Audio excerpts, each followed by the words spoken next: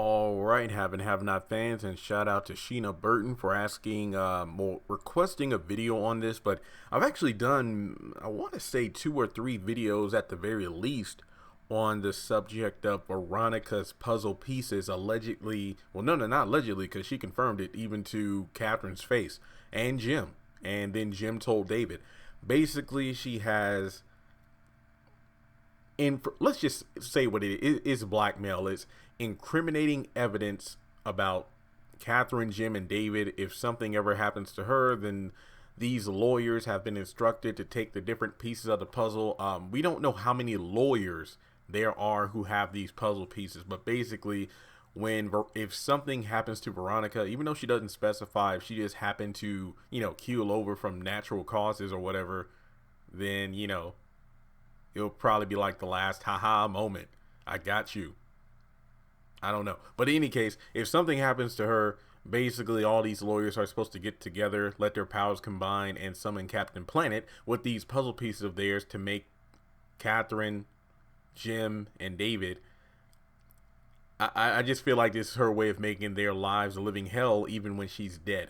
That's pretty much the only way I can see this. Now, also the contingency of something happening to me, the puzzle pieces come together, basically meaning that if there's a situation where one of these 3 individuals has the upper hand on her, she can use these puzzle pieces to threaten them in order to make them not want to kill her, even though she probably would have done well.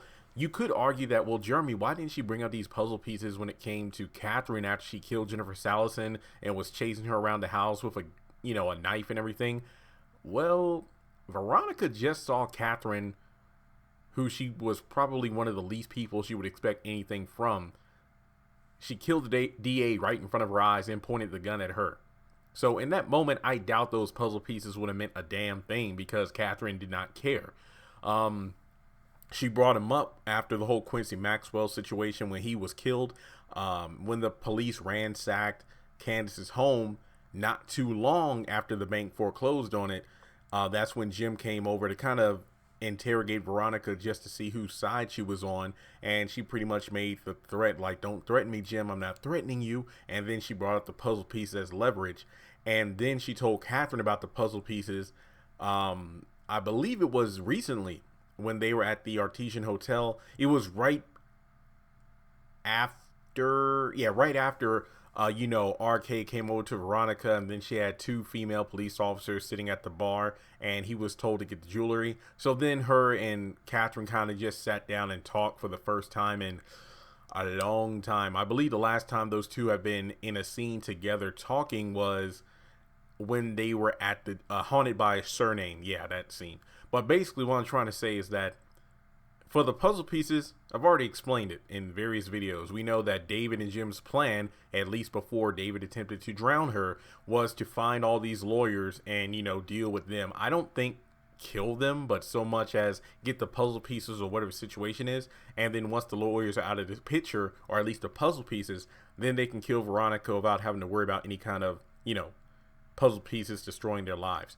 Now, at the very core, I just gave a brief synopsis of what the puzzle pieces are, and I even did a video recently about what if William, the alleged real father of Jeffrey, the man that Veronica cheated on David with, what if he is one of the lawyers with the puzzle pieces? I would actually like that. But for the sake of this video, the question is, what kind of information or blackmail does Veronica have on David, Jim, and Katheryn? To be completely honest, is probably everything.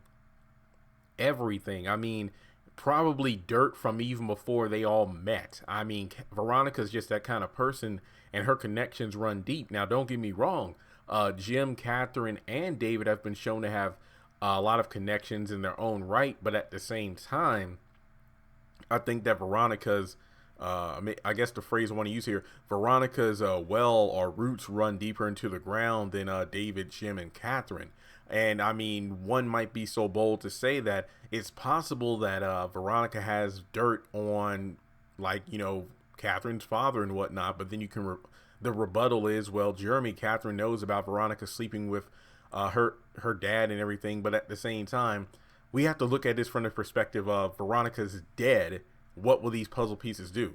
And I think another thing that could be damning is if Veronica brings up the dealings of Jim and David as well with the Malones. I mean, there's plenty of things that could be, dealt with from there. And with her being dead, she wouldn't have to fear the Malones. I mean, yeah, they might dig up her corpse and do this and that with it. But in terms of, her actually being here for it to matter, no, she'll be dead. I mean, maybe there has been extortion, blackmail.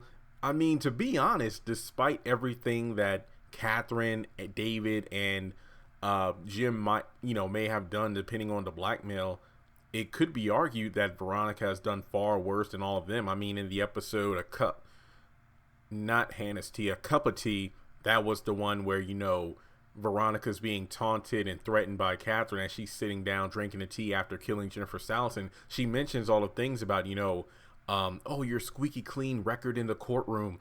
Yeah, what about all those times, you've threatened with potential witnesses and you did this and that and, bribery and all these other things, not to mention you're damn near broke. So, the bank could just, I could just talk to some people at the bank and shut down everything you have going on. So really, it's a situation where this is a scare tactic because Veronica really is weak and fragile, even though she doesn't put off that persona.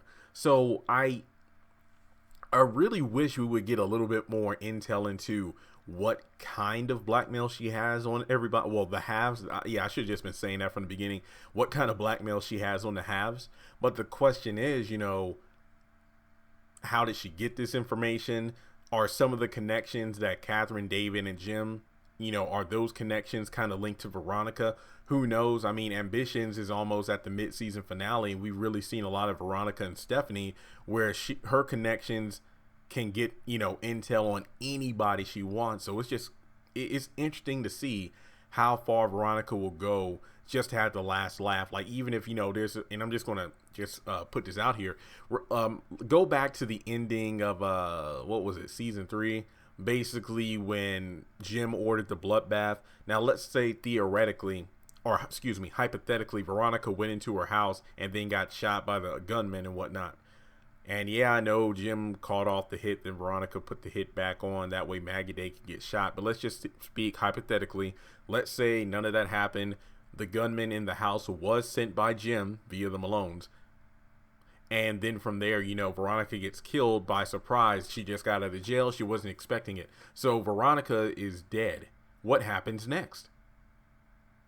Well, the puzzle pieces come together and boom, everybody's done for. So it's pretty much her last laugh protocol. So even though, let's say if David was the one to orchestrate her death, like let's say David was the one to kill her if he successfully drowned her in the pool. Jim and Katheryn had nothing to do with that. Oh well, too bad. Veronica's dead, so their lives are a living hell even when she's dead. So I feel like the puzzle pieces are a mixture of blackmail, contingency plan, and also just to say, screw you even from beyond the grave. So I hope that answers your question, Miss Burton. And if you have any other questions, guys, for anything in regards to the haves and the have-nots, I actually was a bit hesitant to go back and do videos on these topics I covered a while ago. But I've actually seen a good amount of views on videos like the Erica, Quincy, and Warlock ones, because fans still love the characters. So with the show being gone until next year, I mean, Greenleaf comes on next month. I'm going to be reviewing that. Ambitions is about to hit their mid-season finale, so I think August the 27th might be their last episode, because I think they said one more episode before the mid-season finale. So this Tuesday on the 20th and the 27th, which is 2 days before my birthday, we're going to see the mid-season finale of Ambitions. And then the very next week, on Tuesday, we'll have Greenleaf back, and then the Oval on BET should be coming out, I think, later this year, and we'll move forward from there. So as always, make sure you give this video a thumbs up. It really does help the channel. Also, if you're new, please click the subscribe button and the bell notification icon so you don't miss out on any new content, and I will talk to you all soon. Congratulations on making it to the end of this video. If you like what you just saw, make sure to hit the thumbs up button, or if you have anything you would like to add to the video, make sure to leave your thoughts in the comment section below. If you want to keep up with me on social media, go to the description box. All of my links for social media are right there. Also, if you feel like you would like to donate to the channel, make sure to click on the link to PayPal. Any amount helps. $1, $5, $20. As a full-time YouTuber, any support from my fans really does mean a lot to me. Finally, make sure to hit the subscribe button as well as the bell notification icon. That way you're kept up to date on any new content I post to the channel. Once again, thank you so much for tuning in, and I'll talk to you in the next video.